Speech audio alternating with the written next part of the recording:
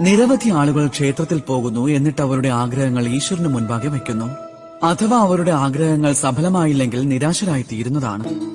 അതുകൊണ്ട് ഇനി നിങ്ങൾ എപ്പോൾ ക്ഷേത്രത്തിൽ പോയാലും ഈശ്വരന്റെ മുൻപിൽ ഇരിക്കൂ, കൈകൾ കൂപ്പൂ, എന്നിട്ട് നന്ദി പറഞ്ഞാലും, നന്ദി ഭഗവാനെ, അങ്ങ് എനിക്ക് എന്ത് സൗഭാഗ്യമാണോ നൽകിയത് അതിൽ ഞാൻ സന്തുഷ്ടനാണ്.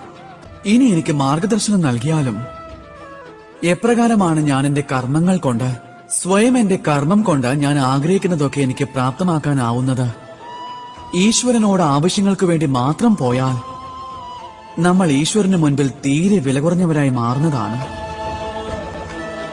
എന്നാൽ മറിച്ച് സ്വയം കർമ്മം ചെയ്ത് ഈശ്വരനോട് നന്ദി പറയാൻ പോവുകയാണെങ്കിൽ യഥാർത്ഥ അർത്ഥത്തിൽ തന്നെ നിങ്ങൾക്ക് ഉറപ്പായും ഈശ്വരനെ ലഭിച്ചിരിക്കും.